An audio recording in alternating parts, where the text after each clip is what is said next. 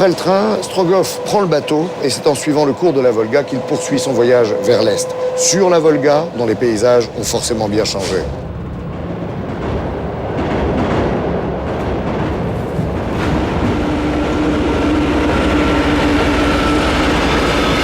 Volgograd, l'ancienne Stalingrad. Nous sommes à 1 millier de kilomètres au sud de la route de Michel Strogoff. Une halte qui s'impose et qui en impose, car ici se dresse, depuis plus de 40 ans, un monumental témoin d'une autre histoire de la Russie, celle de l'après-guerre, celle du communisme victorieux, glorieux et champion de la propagande. À l'origine, la mère patrie doit mesurer 36 mètres de haut. Or, à New York, la Statue de la Liberté en mesure déjà 10 de plus. Inconcevable côté soviétique ou en pleine guerre froide, le mot d'ordre est simple, faire mieux que les Américains. 6 000 tonnes de béton, 2 000 tonnes d'acier. Le jour de son inauguration en 1967, la mère patrie atteint 85 mètres de haut, dont 33 rien que pour l'épée. Pari réussi, elle est alors la plus grande statue du monde.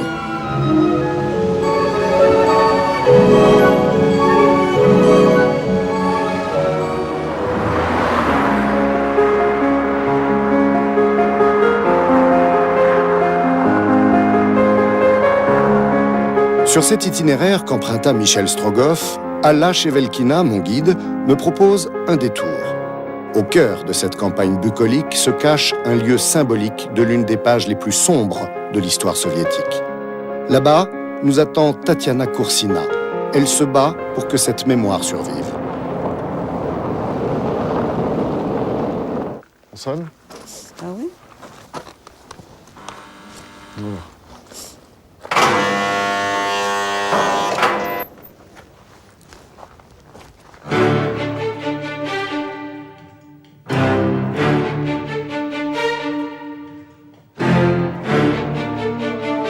Perm 36. Parmi les milliers de camps répartis sur l'ensemble du territoire soviétique, il est le seul témoin de cette époque encore debout.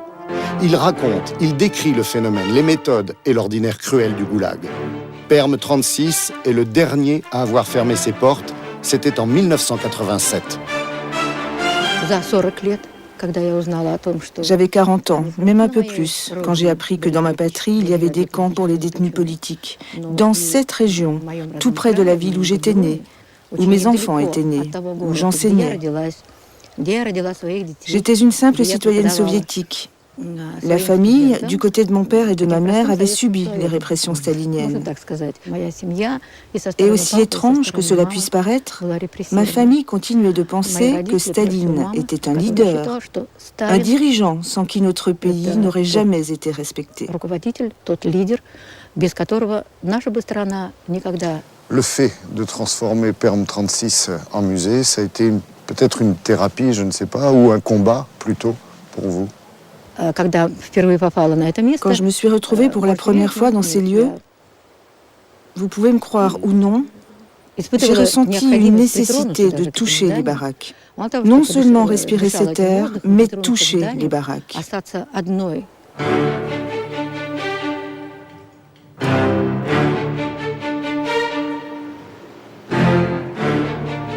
Faire connaître et partager les réalités d'un système inimaginable. Tel est le but de Tatiana. Ouvert au public, le mémorial de Perm 36 a sans doute permis une prise de conscience et suscité quelques vocations.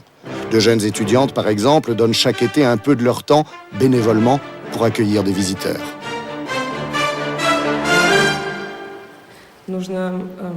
C'est vrai qu'en venant ici, il faut se préparer. C'est même bien que je mette 1 heure, 1 heure et demie pour venir ici. Parce que c'est assez difficile de passer d'une vie normale en ville à la vie de cet endroit. Je me souviens, on est venu la première fois, tout un groupe d'étudiants, quand on a appris l'existence de ce camp. On a organisé ce voyage et je ne pensais pas du tout que 6 mois plus tard, je viendrais travailler ici. Par exemple, quand tu rentres dans cette baraque et que tu te rends compte qu'il y avait 50 ou 100 personnes ici à l'époque, tu es très impressionné. Et comme dit notre directrice Tatiana, C'est une plaie qu'on n'arrête pas de faire saigner. Probablement beaucoup préfèrent oublier tout ça ou le taire. Et nous, on n'arrête pas de le leur rappeler. On leur dit « Regardez ce qui s'est passé. On ne peut pas l'oublier. C'est notre mémoire. »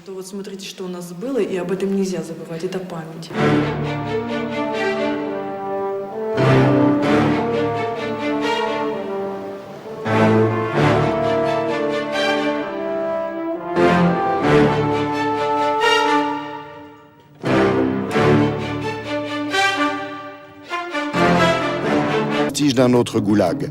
Des camps comme celui-ci, il y en eut des dizaines de milliers en URSS, avec chacun sa raison d'être économique et ses propres cruautés.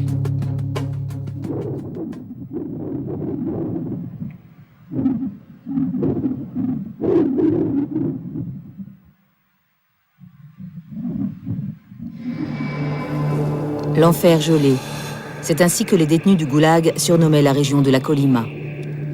Entre 1932 et 1957, ils furent des millions à y être déportés.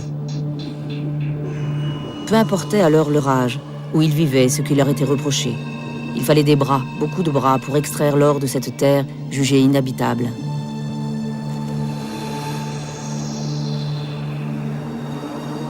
De cette tragédie, bien peu de choses subsistent aujourd'hui. Quelques vestiges, des traces mémoires que le temps ronge inéluctablement. Des voix aussi, plus rares, plus lointaines chaque jour, comme celle de Lika Morozov, un enfant du goulag. On se trouve sur l'emplacement de l'ancien camp d'Elgin, qui a fonctionné jusqu'au début des années 50. Je suis né ici, j'ai vécu ici, mais j'essaie de ne pas y penser.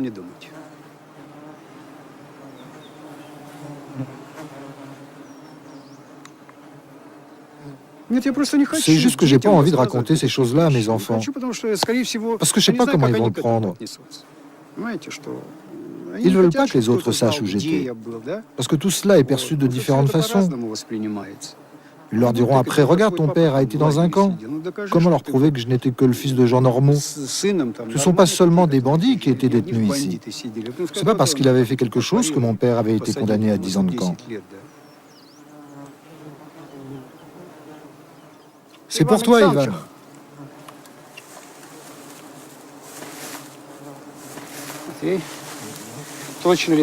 Ça a plus de 50 ans. C'est bien conservé. Je vais le mettre dans mon musée. Les gens viendront et se souviendront. On n'est pas obligé de penser tous les jours à cette tragédie. Mais quand un homme voit cela, il réfléchit, il se souvient.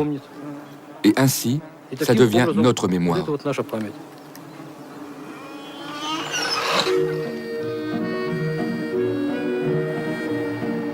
Yagodnoï, au cœur des monts de la Kolyma.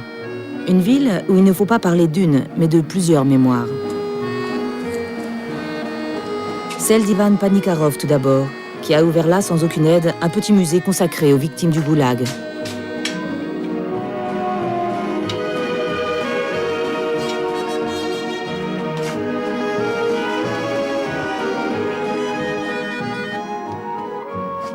Celle d'une population ensuite qui rechigne souvent à visiter le passé, plus préoccupée qu'elle est par les problèmes de la vie quotidienne. Celle des victimes du goulag, enfin, partagée entre deux sentiments. D'un côté, obtenir une réparation pour ce qu'elles ont vécu, et de l'autre, se fondre dans cette Russie moderne qui s'évertue à les oublier.